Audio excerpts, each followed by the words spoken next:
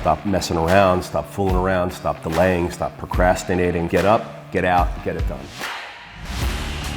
Everything is possible, nothing is a problem, and anything can be overcome. I just get my ass up out of bed, I get my shit together, and I get out and I start the fight. And that will transform you from a mere mortal into a superhuman being. I've never, ever, ever met anybody who told me that they got rich watching their IRA or their 401k.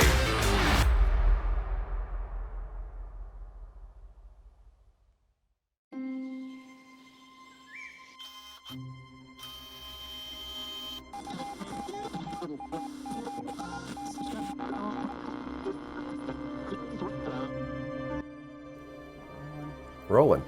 Beautiful. All right. So welcome to the Reaction Room, Peter.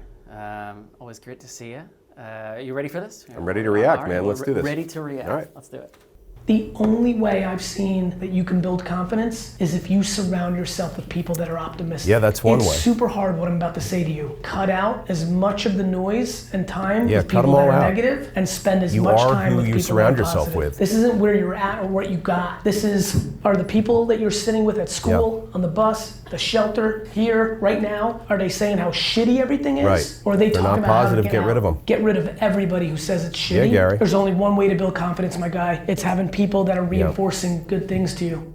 Yeah, there's two ways to build confidence. So one, cut out all the negativity, for sure, because we are who we surround ourselves with. If we surround ourselves with negative people, or if negative people seem to just naturally be in our orbit, we got to find a different orbit, or we have to find different people. And number two, the second way to build confidence is to have lots of wins, lots of little small successive wins. George, when we have wins, we get a dopamine shot. And when we get dopamine, we feel good. And confidence is the body and the mind remembering what it was like when we won, because it felt good. And so we have confidence as a result of that. When you have a lot of successive wins, you build up all that dopamine and all of that good feeling. Your body and mind remembers it. So cut out the negative people, have a bunch of little wins. You're going to be on your way to being a confident person. Now, these little wins can be anything from interpersonal things in your marriage or relationship, or with your kids, or with school. I mean, they don't have to be huge wins. Just have wins. It doesn't matter the size of them, just have a win. The W is what matters. What you want is a lot of that. And when you get through your day, if you look back and you have 20 or 15 or 10 of those little wins, and they accumulate and they build up and they result in confidence. So you don't need to hit a grand slam every day. You need to hit bunts and singles and get on base all the time. That is going to be your foundation of confidence.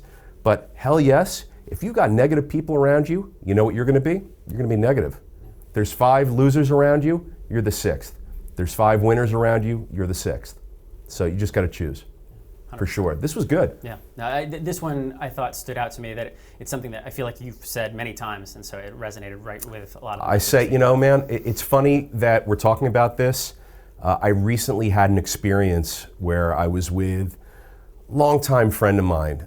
This person has been in my life for 30, 35 years, and we are tight. We are longtime friends. He is my bro in all senses of the word. Yeah. And he is just a negative, pessimistic, know-it-all, doesn't take advice, doesn't produce, doesn't deliver results, and he bitches about other people, and he complains about everything and other thing. I mean, man, he's negative, yeah. And I feel horrible for him. Now, we are so tight for such a long time. I can't cut him out, but I want to strangle this guy. I want to strangle him. And it's a tough thing when you have these people in your life.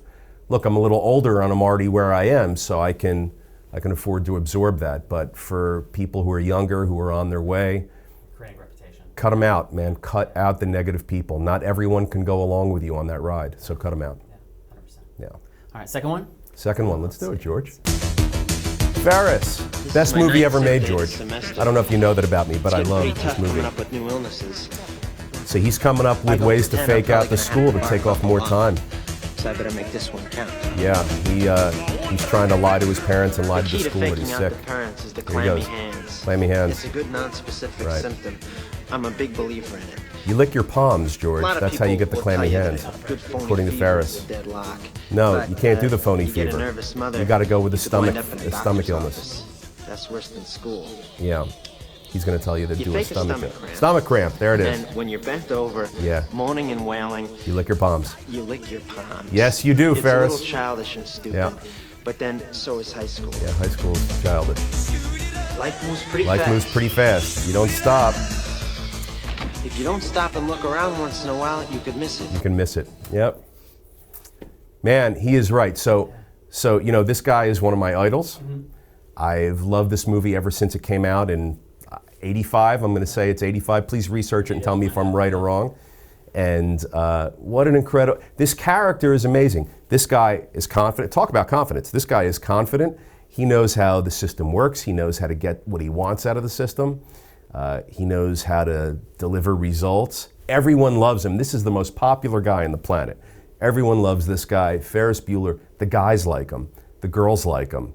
The gang members like him. In fact, this is a line from Principal Rooney's assistant. That was actually one that I was considering playing for. Yeah, you. he's pretty popular with the dweebs, the dudes, the artists, the gay, the second, the best. So she talks about all that too. But they think everyone he's a loves righteous this dude. dude. He's a Yeah. righteous Yeah. dude. Yeah. Yeah. Man, he is my idol. I modeled so much of my my teens and 20s after Ferris Bueller, as ridiculous as that sounds. Just like sort of from a social perspective, this guy understands the value of fun, how to take risks, how to put himself out there.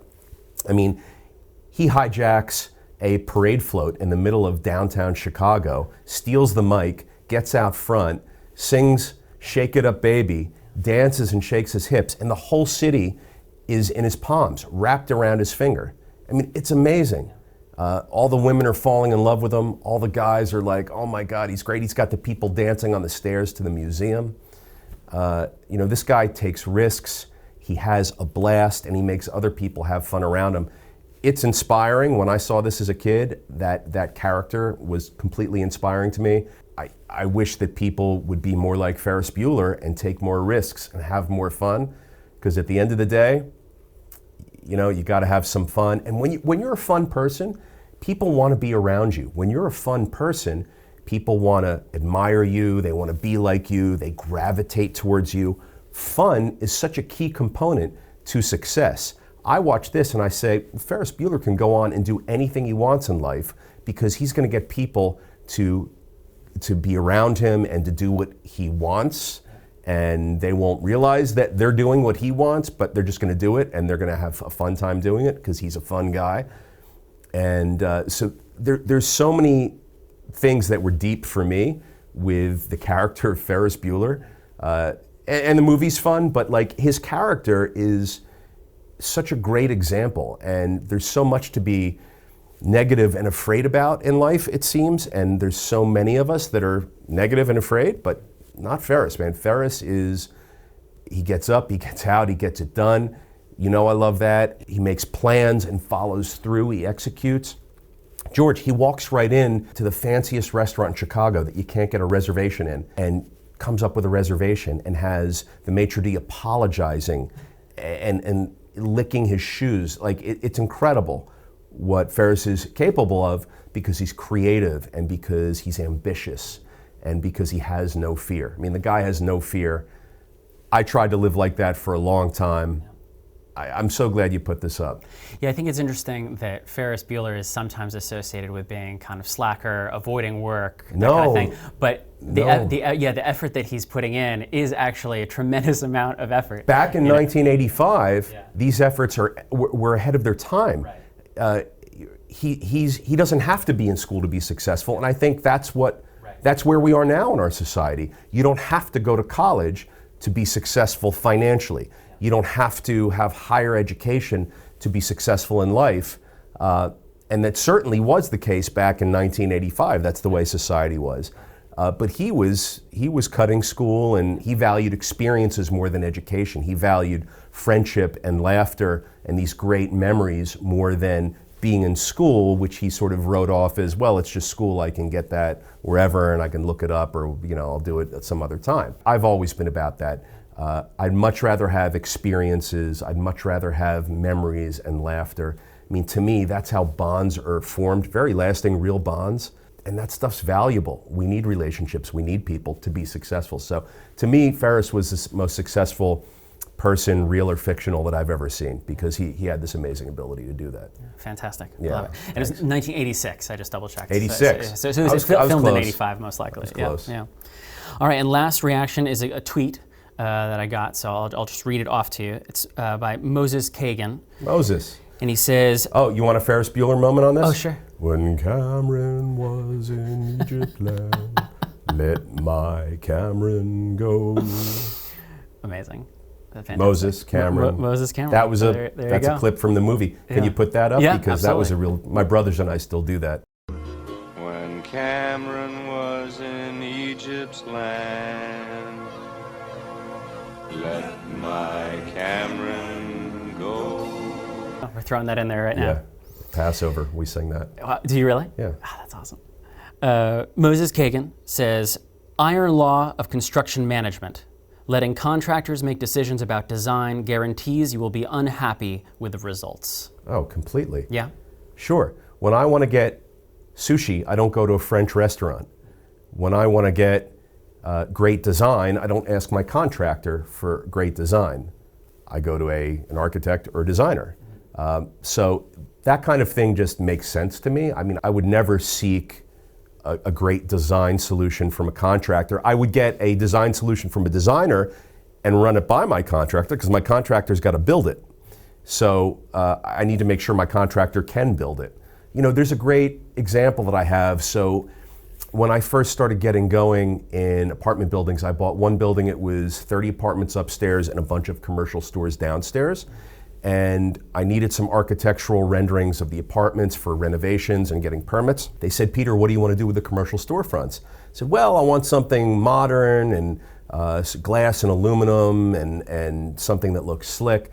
And they designed this whole waffle cut potato chip looking fascia that got put on around the windows and on top of the windows, and this lighting that was inside of the waffle cut potato chips, and it was this really futuristic thing. I mean, I looked at them, I said, this looks so cool on paper, but how are we going to build this? Who's going to do this? How's it going to get attached? What does the subsurface look like in terms of being able to bolt or screw into it to keep it on? Because there's these aluminum panels that have to get die cut, and then they get attached to the brick building somehow. It was it was created without any regard for how it actually gets built and applied and maintained and attached to the building. It was just an unrealistic attempt at creating design. So the best designers are able to create great design and also have a mindfulness for how it actually works practically and realistically in the real world in terms of getting built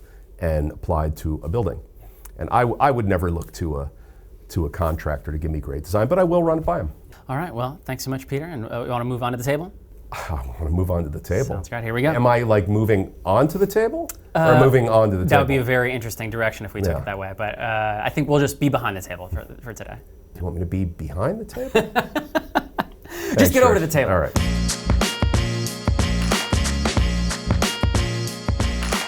Welcome to the table, Peter. George, How are you? I'm good. I'm fucking awesome. Things have been great. Fucking awesome. Yeah. You are fucking awesome. Got to the gym this morning, feeling good. It's been a good week. Are you still doing your long outdoor runs? I am. Yeah. Tomorrow will be 6K or 10K. So yeah. Are you still doing planks? I'm doing planks every other week, so I'm doing that less than I used to. Good for you. Yeah. When I started lifting, I did a little bit of less planks. You're lifting. Yeah. What kind of lifting do you do? I do back squat, bench press, and then I'll do pull-ups to round that out. But yeah, so I'm up How many pull-ups do you do? 30 straight. So everybody, George is what we call a very high power to weight ratio, because to do 30 pull-ups, you have to be super strong up top and not weigh a lot. I remember when I could do 30 pull-ups. Barely I can remember because it was that long ago. Yeah, that's awesome. Yeah. Well, not really, because it's a memory instead of a reality, but I'd rather it be something to work for, I guess, yeah, right? Exactly. Always goals to achieve in the future. Yeah. George Robson, 30 pull-ups. It's incredible. Thank you. All right. So what I want to talk about first is everyone's talking about inflation. That's like the hot word right now. We've talked about it here on the show. Jack Dorsey, with hyperinflation, all these things, other economists say he's crazy.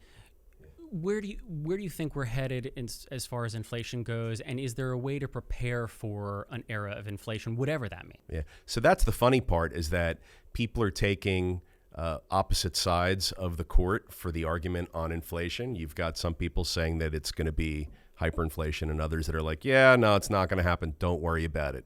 It's not going to creep up any more than a couple more basis points, and we have this, right? Where does that come from? How do you get completely diametrically opposed, opposite points of view on where we are in the world economically, right? It's math. It's a formula. We know when inflation occurs and how much it's going to occur by based on history and the data points, the inputs that are present at that time. We have some of those inputs present now. We've got a lot of printed money that was out there. We've got supply chain distribution, disruption, and constraints. We've got prices creeping to consumers because there isn't enough goods or services to go around. So supply and demand, there's not enough supply, prices go up. So I'm not sure how we got to the point where smart people globally, everywhere, are in total and utter disagreement on inflation and what the future looks like regarding inflation. So what do I think? Inflation's here.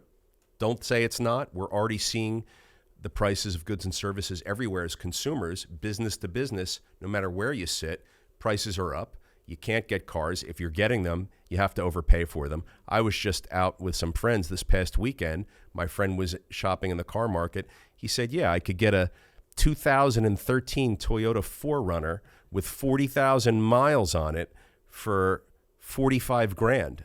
I mean, that's incredible. That should be like a $10,000 car because it's 8 years old at this point. So that's an amazing thing. We're seeing prices increase for everything everywhere. So don't say that inflation isn't here. It is, and there's more of it coming. I don't think interest rates are going to 10 or 12%. I don't think that the CPI is going to 8 or 10%. We're at 5.4, 5.5, 5.6 right now. I haven't looked in a minute, but we're in that range. So I think it's going to continue to increase, but I think there's going to be some caps and interest rates are going to fluctuate in a range. But expect some inflation, expect some interest rate creep, and expect that if you're in real estate or if you're in business and you're in the debt markets and you're a borrower and you've got to replace loans on inventory or mortgage loans when they expire, you're going to have to replace them at higher interest rates, higher cost of capital. So you better have your EBITDA or your net operating income as high as possible so that when you have to go out and replace existing debt with new debt at more expensive interest rates, you'll be able to cover. Otherwise, you're going to have to pull out money out of your own pocket, out of your own bank account to bridge the gap in values. When we talk about this, is it really just kind of sports betting? People, saying like, "Oh, winter's coming," and it's a good buzzword to get views, or is there things that you can prepare and like take advantage of? Maybe there's nothing wrong with increasing your liquidity. If you were liquid at 8 or 10% of your net worth before, maybe you want to increase that to 14, 16, 18, 20% of your net worth. You're going to want liquidity to deal with higher costs of capital, higher borrowing rates, higher prices for goods and services. And you're going to want to also have some liquidity to take advantage of opportunities, because in the inflationary environment, some undercapitalized businesses or assets are going to have a tough time surviving. They're going to trade at discounts. So you're going to want to make sure that you've got firepower to be able to participate in the acquisition or accumulation of some of those opportunities. So it's never a bad thing to have cash on hand, especially in unstable market environments. When markets are stable and markets are calm, you can have less cash on hand because you have more predictability and more certainty. But when you've got less certainty and less predictability, you don't know what's going to happen in markets, go to a stronger cash position, because I promise you, you're going to have opportunities fly across your desk. You want to be able to pull the trigger. I think that's the way you prepare. Look, money doesn't solve everything, but it certainly prepares you for most. So in this case, if you have some cash, I think you're better than if you don't have cash. Before we started filming, we were talking about the Federal Housing Financing Agency just announcing that Freddie and Fannie... They increased their commitment to fund Correct, and loan, yeah. Any thoughts on that, especially within the context of this? Yeah, that's a good question. I think that the federal agencies increased their commitment to fund housing purchases occurred because they know that inflation's coming. Because as interest rates rise, it cuts off more and more potential buyers from being able to purchase a home because the cost of capital is higher, loan qualification guidelines get tighter and more difficult to obtain.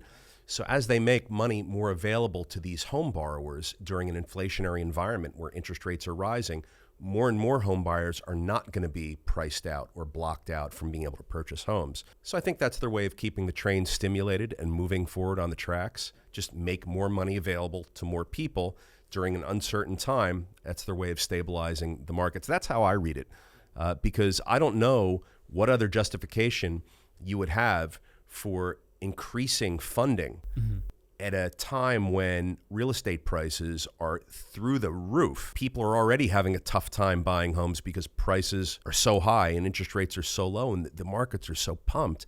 They're going to pump it up more. They're making more money.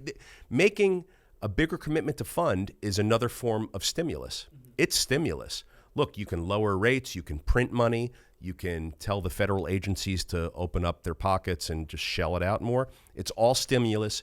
It's all going to go into the pockets of low-income and middle-income borrowers, and it's all going to fuel more home purchases, and prices of real estate are going to go through the roof still, I promise you. Yeah, so those prices are high. They're not going away, but you're still doing a lot of deals. I know you and I talk about how busy you've been recently. I've been busy.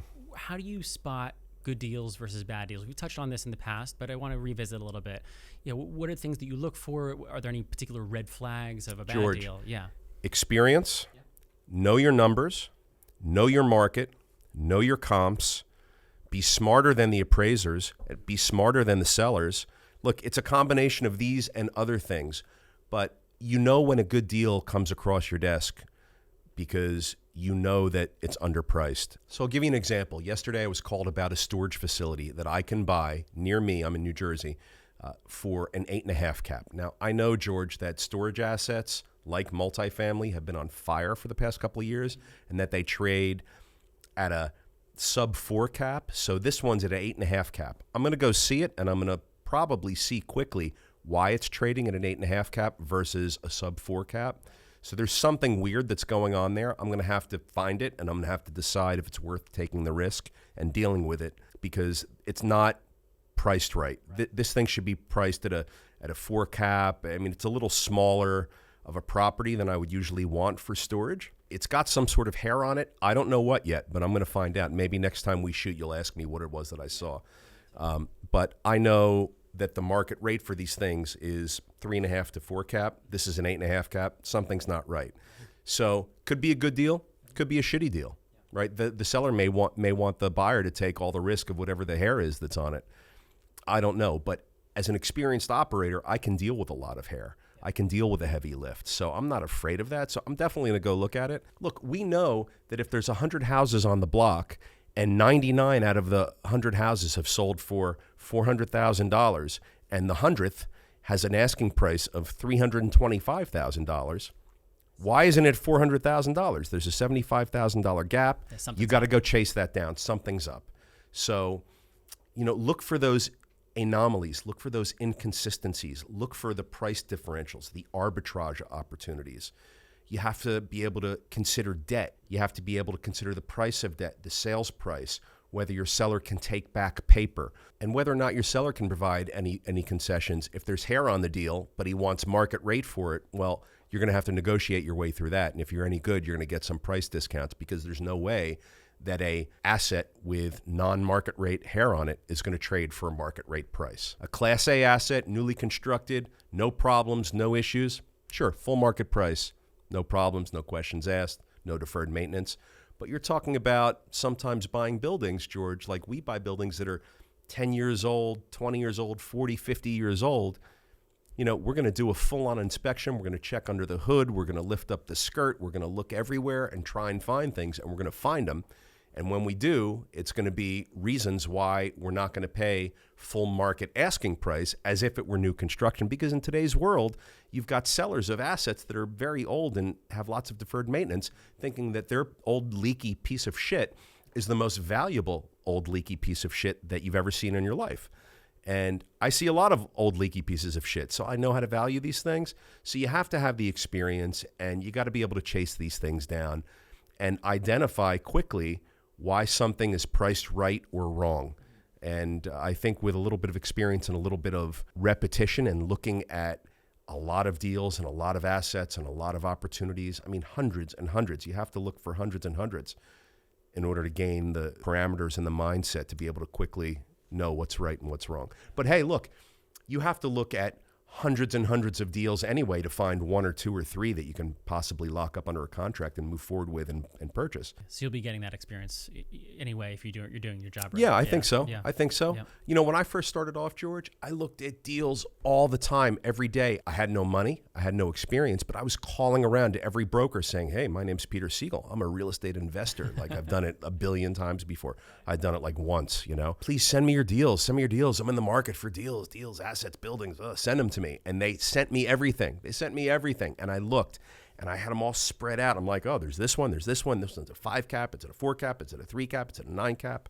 And some needed new roofs, and some were empty, and some were fully occupied. And so, I mean, they're all different, but they equalize out, right? When you get an appraisal for your home, they do a comp analysis, a comparative analysis, and they'll have a comp set.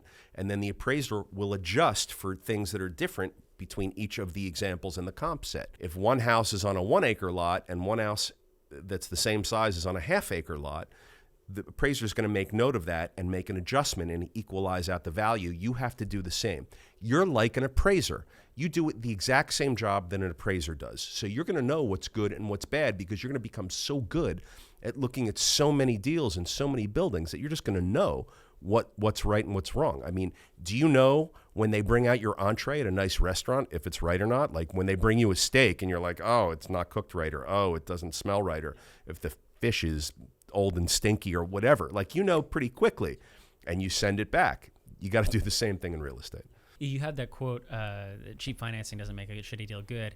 Yeah. Were you ever taken in by cheap financing in the past, or is that something that you learned from someone else? George, cheap financing never makes a shitty deal good. There's a table here. I'm pounding the table. Cheap financing doesn't make a shitty deal good.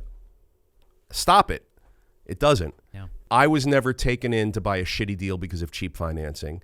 And I'm waiting for all of the people that were taken in to buy shitty deals with cheap financing, because when those mortgages become due and you have to sell and you can't get your money out, Uncle Peter's going to be there to buy it from you or the bank or whomever. No, seriously, you have to learn how to measure and value assets or businesses.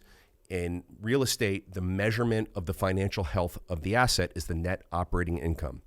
In non-real estate assets, the measurement of the financial health is the EBITDA, earnings before interest, taxes, depreciation, and amortization. So those are the numbers you want to focus on. If those numbers are strong and healthy, it doesn't matter what interest rates are going to do. You can always lever to an appropriate level to make sure that you're not debt constrained. You can always put the right amount of debt on a multifamily building or other commercial building and then refinance it in 3 or 5 years at a higher level once interest rates and cost of capital retreat or whatever the markets are doing. But you can't do anything if you have no net operating income. You can't do anything if you don't have any money to service debt payments. So make sure that you have enough profit, net operating income or EBITDA, before you put debt on an asset and before you decide what you're going to pay for it. Because if you overspend now and your net operating income goes down or stays flat, and the cost of capital goes up, guess what? You're in the toilet. You don't want to be in the toilet, and if you are, I'll see you there because I'm gonna buy it. And a lot of other people are going to be there too. I want to talk about NFTs, tokenization of real estate on the blockchain. Seems like we talk about this a lot. Yeah, it's just, it doesn't go away. It's unavoidable. And it seems like, we're shifting into this new era of something. I don't know exactly what it looks like. I was curious, what do you think it's going to look like? Do you have any friends that have done any deals with NFTs, that kind of thing? I do. I think I know what it's going to look like. And I do have some peers and friends that are getting involved in this space. So, George, what do I think it's going to look like? Here's what the future looks like for real estate. Right now, I have to hire lawyers, title companies. There's brokers involved. Transactions are long, cumbersome, expensive. All of these different people I just mentioned get paid a lot of money to help me get the deed of the property in my name. I mean, it can be up to 10% of the purchase price. What it's going to look like in the future, all the real estate's going to be tokenized. The title and the deeds are going to be tokenized. And when I want to buy or sell or transact real estate, I'm going to be able to do it with an NFT. No title companies needed. No lawyers are needed. No nothing is needed. And it's going to completely disrupt the economics of our world and the real estate industry as we know it today. And I'll tell you what, all these towns and states and municipalities and governments that get their money from transfer taxes and they get their money from property taxes and they're able to assess and reassess properties based on market value, which they pick a lot of that up when properties trade, they're going to be starved for money because those income streams are going to go away. So can you imagine, right now, municipalities, states, and governments, everyone's screaming for money. No one has any, right? Every town is cash-strapped. Every budget and government is cash-strapped. Can you imagine when they lose out on their realty transfer fees? Can you imagine? They can't assess properties accurately or correctly because they don't know the market values and the trades. So it's going to be incredible. It's going to make for a much more fluid market. It's way more efficient. Look, markets go to where the efficiencies are. It makes total sense that this is going to happen. So I don't know like Nostradamus knows because I don't have some magical power, but I tell you what I know. I know economics, I know history, and I know data and metrics. It is so much easier to just buy and sell an NFT and then own the real estate because I own the NFT than it is to go through closings that take 60 or 90 days and the title work. It's such a fucking mess. And it's so expensive.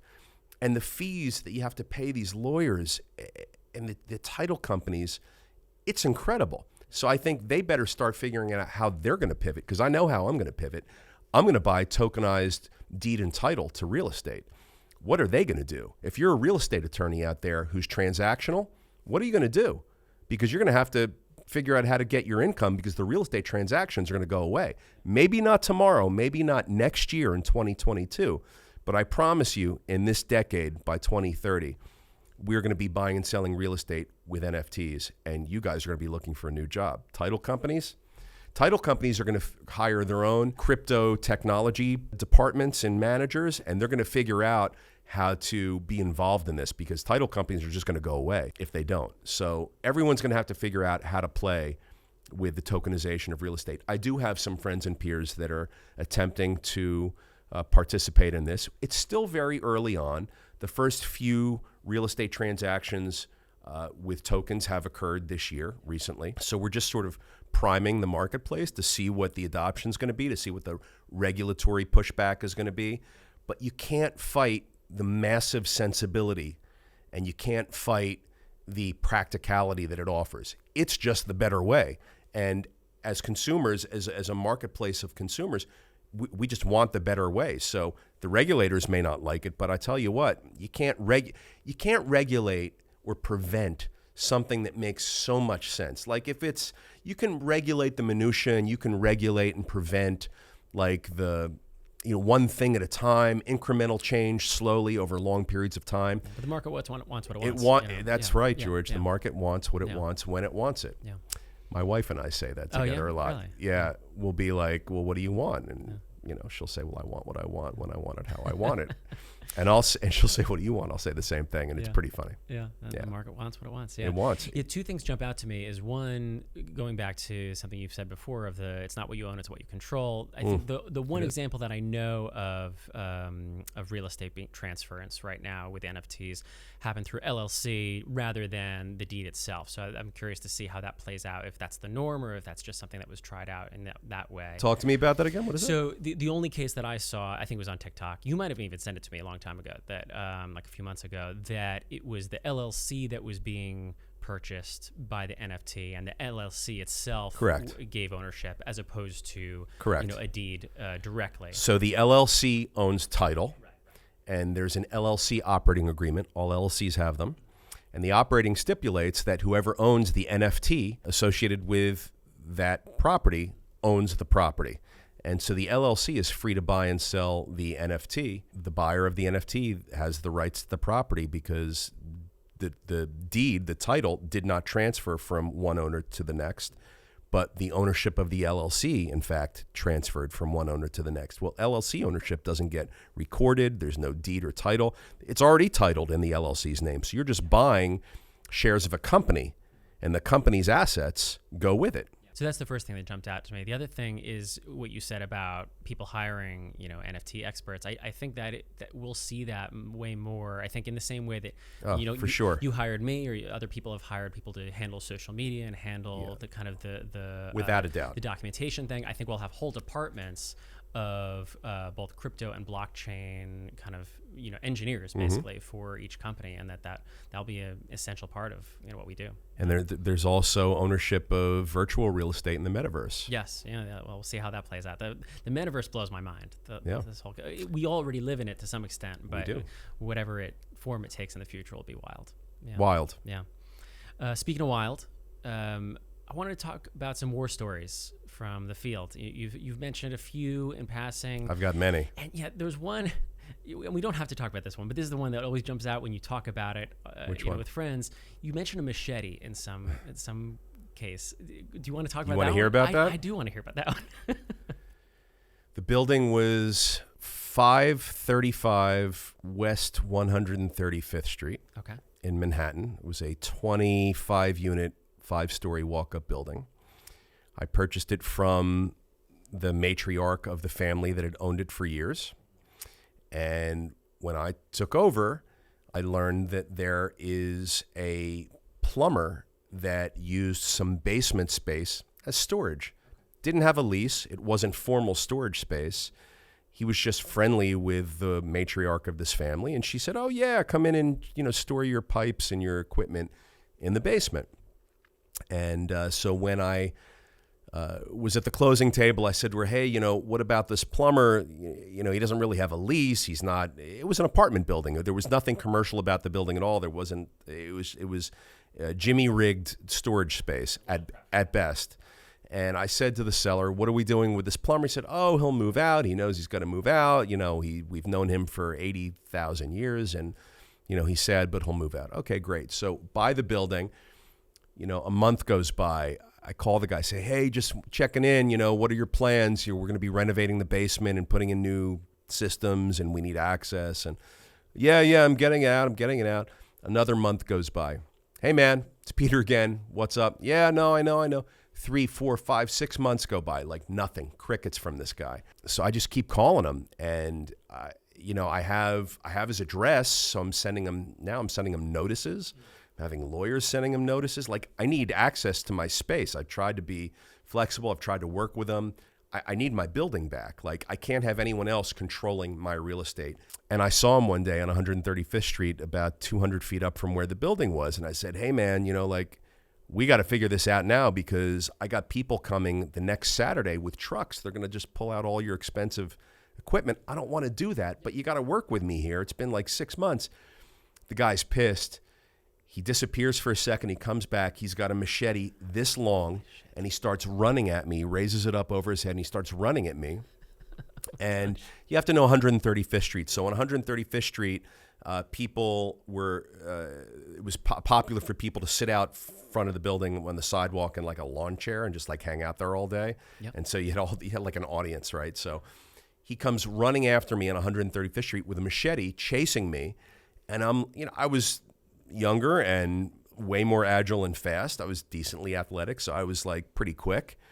And he was sort of an old fat plumber, but the guy had a machete, so I was pretty scared. And he was chasing me down 135th Street, and there was people out on their lawn chairs. I thought someone was going to like stick a foot out and trip me. I was trying to avoid that, but if I avoided it too much, I was out on the street where the cars were, and so it was a little hairy. And then I sort of ran up and back a couple of times. Then I had to start going in circles and doing figure eights and loops. I was trying to tire him out, and ultimately I did tire him out, but I was pretty friggin' exhausted as well. Dang.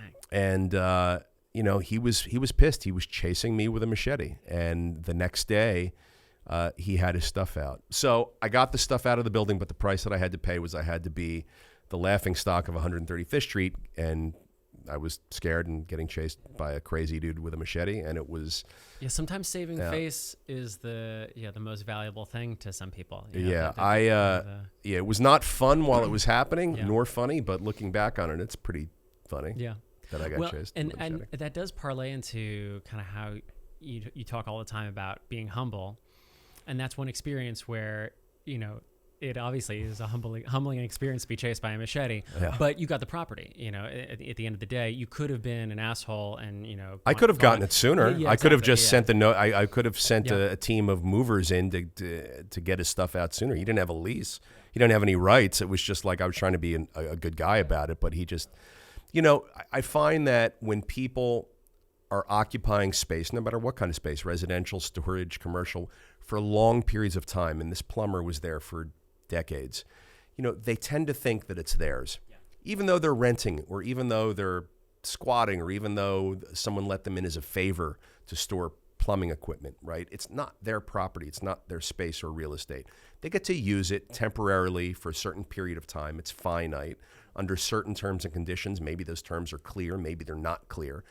But at some point it comes to an end if someone wants it to come to an end. So I needed it to come to an end. He didn't want it to come to an end, so the machete story happened. But ultimately, we got the basement back. We redid the whole basement. We put in new boilers, ran new electrical conduit, plumbing. Like, I mean, everything happened at that point that we needed to happen, and it was a pretty wild thing. Yeah, that is wild. Yeah. Well, that's what I got for my list. Is there anything that you wanted to talk on? Anything that you've been thinking about? No, I mean, I don't know. Yeah. I've told you that we're going to miss the filming of Daily Cash Flow on Wednesday, November 10th. Yeah. I'm headed to Atlanta. I'm going to be seeing the Rolling Stones. Oh, that's exciting. I've seen them before. Charlie Watts just passed away. So here's an interesting thing about the Rolling Stones. So Mick Jagger, if you're a Stones fan and you've seen them live, you know this. No matter where you are, what city you see them in, Mick Jagger shows up, gets up on stage, and he speaks to you in local language, and he references local events, happenings, or places so that there's a connection that he makes with you. It's an amazing thing. For example, I saw him in Philadelphia a few years ago, and he comes out and he's like, "What's up, Philly?" He's like, "Pat's or Geno's?" And everyone goes nuts, right? 100,000 people in the stadium, and they go fucking bananas because they hear Pat's and Geno's, and they're like, bah, right? It's a age-old argument in Philadelphia. So he has a real knack for doing that. Like, he'll go to New York and he'll talk about the pizza and the water. He'll even speak in the local dialect. He'll fake like a New York accent or a Philly accent. Another thing he did in Philly was he spoke about Wawa. He's like, "Where do you get your cheesesteaks? At the Wawa?" Everyone goes nuts, right? Because in Philly and New Jersey area, right, Wawa is like the central place. It makes you feel seen. Yeah, so it's an incredible thing that he does, and he researches this, or he has a team of people that research current events and local happenings. They feed it to him. He comes out on stage, and this is what he gives his audience. What a connection he makes. They love him, they cheer, and then boom, he busts into a song, and everyone's mind is blown, right? Because he primed them with this connection, with this bond. So he creates a real connection and bond with his audiences. I've seen him do it 100 times in all the different towns that I've seen him play in. And he's such a good businessman for that. Because in business, I try and do that. When I am with anybody, I try and have a connection or a bond, establish something mutual that we share, laughter, tell a joke or story, or own the room in some way. And, you know, this guy's the master of it. And I can't wait to see him in Atlanta. I mark my words, he's going to do something cool. I'm going to film it if I can, because I don't know when he's going to do it. But he does it every time. Yeah, the thing about Mick Jagger is similar to what I've said about Michael Jordan before, is I think a lot of people view someone like Mick Jagger and say, well, you know, they have a pretty easy job. You know, they get to party and they get to you know hang out. And they have Mick Jagger doesn't party. Loads of money and all these things. Yeah. But the amount of work and energy and, you know, time expenditure that goes into the physicality of that show, plus the fact that, you know, what is he, late 78. 70s now? Yeah. So, in order for him to do that, he's got to work out. Yeah. He eats so well. Yeah. He's so disciplined. I mean, you don't get to do that at 78 years old without discipline. Yeah. No, seriously. Although, on the other side of that coin is Keith Richards, who has also made it to that Yeah, age yep. and is still doing it. So Yeah. I don't know what that guy eats, Yep. but I'm pretty sure it's not the same stuff, and he's not working out to the same degree that Mick Jagger. I mean, I Mick Jagger's would an agree with that. when he gets on stage, he's an athlete. Oh yeah. Yeah. The way he moves, the length of time he does it. I mean, look at Springsteen too. 3-hour shows, 4-hour shows. It's incredible. Yeah. These guys And it's are one thing to do that once, once a week. It's another thing to do it every night. Every night. Every for, night. 100 something plus shows. travel. That's Plus being away from home. If you've been to a show, it's exhausting to watch the show, Yeah. much less do it every yeah. night. Yeah. That's, It's a lot. I-impressive. Yeah. But if you want to succeed in Yeah, you gotta do anything, it. you got to put in an outsized effort. You want an outsized result, you got to put in an outsized effort. I mean, these rock stars are great examples of it. Yeah, you got to do those 30 pull-ups. Yeah. Well, I don't know if Mick's doing 30 pull-ups, but he's running around on stage the equivalent of a 10K like Yeah. you're going to do tomorrow. Yeah. So Yeah, no, I've heard that before. I think he's doing a good job. I agree. The first 3D printed community, 100 homes Yes, outside yeah. of Austin, Texas, I did hear about that. is coming out of the ground. So it's a partnership between Lennar Homes and Icon. Lennar Homes, the big home developer in the United States, and Icon's providing the 3D printing technology. They're partnering. They bought some land, and they're putting up 100 homes. And it's going to be the first real litmus test of the viability of 3D printed homes. Will people buy them? At what price will they pay for them? Will the 3D printing machine break 5 or 7 times a week and require expensive maintenance and repair, delaying the whole project and making the whole thing a moot point anyway? Because the whole purpose of 3D printing homes is time and cost. It's supposed to take 1/10 of the time and cost a 1/10 of the money of hiring people, laborers, contractors, and framers to frame up a poor foundation and frame up a house. So it's going to be the first real test. These guys have put money into it. They've invested. They're saying, look, we're going to invest. We're going to roll the dice. We're the first mover. If this goes well, we've already got options. I'm sure they do. I don't know if they do, but if it were me, I would. So I'm going to say that I assume that Lennar Homes already has options on like hundreds of other parcels of land everywhere, ready to partner with Icon on all these parcels to 3D print homes.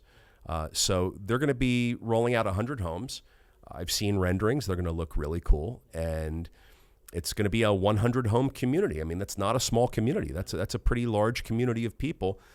And hey, if they can get through it, and it really does cost a whole lot less, and it really takes a whole less amount of time, it's going to be the first data point in a long road of sea change that's going to be happening in our world. I mean, we need housing. We need more affordable housing. We need lots of it everywhere. There's government applications. Disaster relief facilities can be 3D printed. Homes can be 3D printed.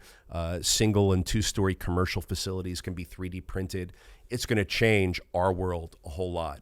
And we've talked about before the kinds of things that I think are going to really move the needle and change our world. I said robotics was one of them. And you had mentioned the 3D printing in the house before. Yeah. So here you have robotics in the form of 3D printing.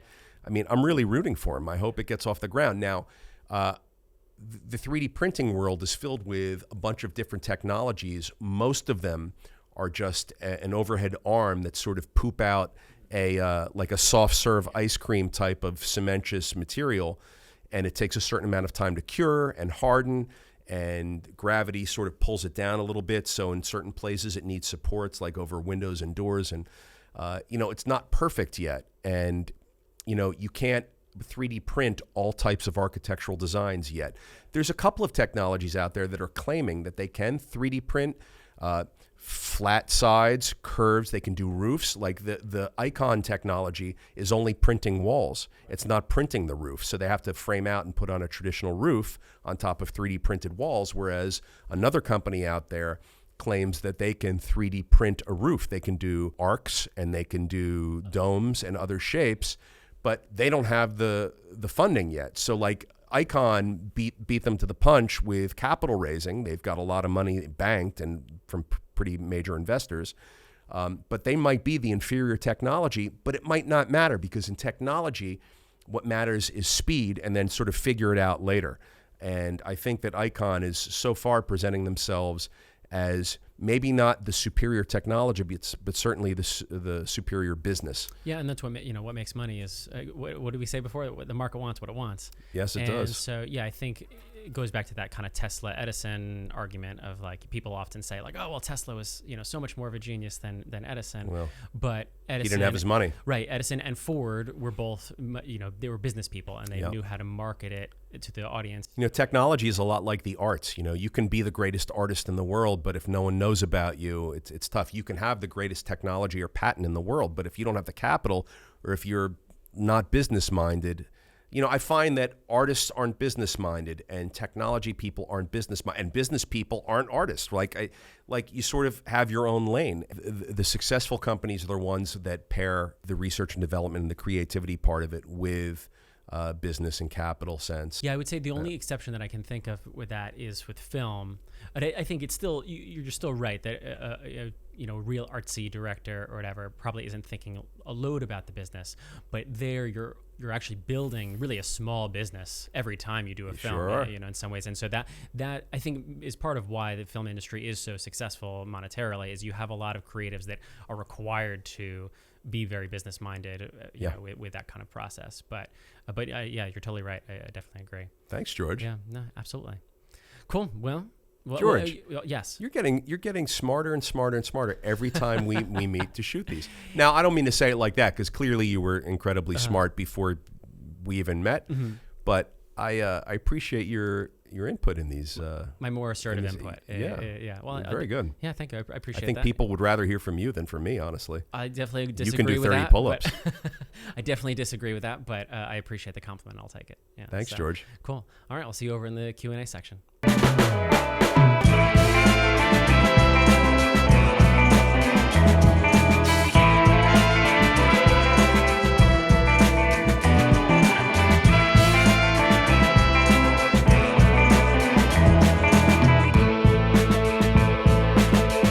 This question is from Catherine Bukowski.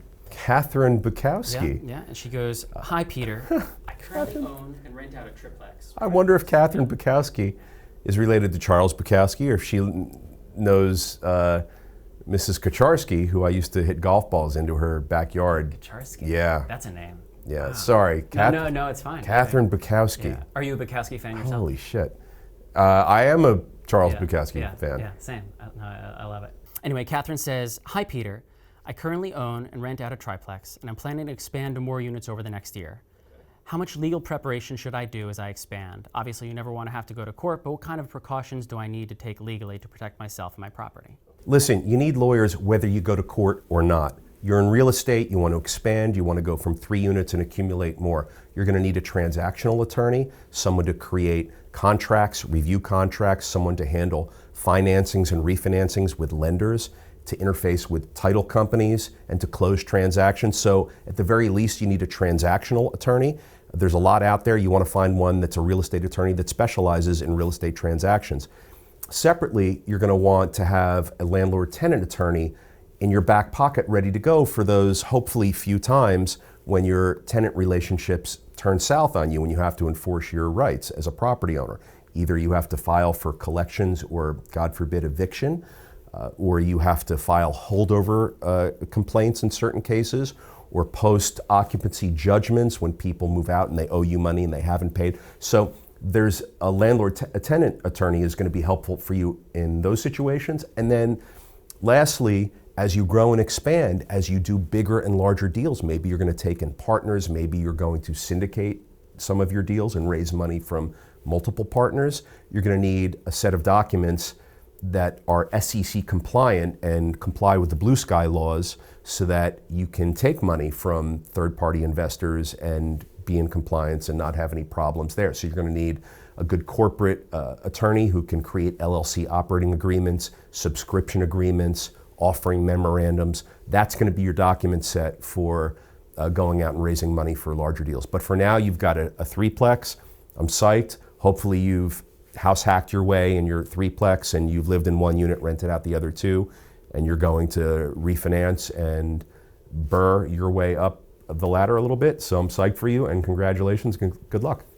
So this is a George question rather than a Catherine question. George question. When you're shopping, Is that allowed? I don't know, but I'm doing it either way. Okay. When you're shopping for lawyers, is that something that, like, now with the internet, does that need to be local? Does you need to have physical access to these kinds of people? Like, what does that process look like now rather than 20 years ago? Look, for me, you're asking me the question, so my answer is you want your lawyer to be local to where your assets are. So if I have an asset in Delaware, I'm going to need a Delaware attorney to handle my landlord-tenant issues and my filings, recordings, and closings that happen in Delaware. If I'm in New Jersey, which I'm in, I need a New Jersey attorney to handle recordings and filings and suits and complaints in New Jersey. Absolutely, when you own real estate and someone's suing you or you're going to sue someone, that happens in the county where your asset or business is located. So if I'm in California, but I live in New Jersey and I'm managing my California building from New Jersey, I need a California attorney.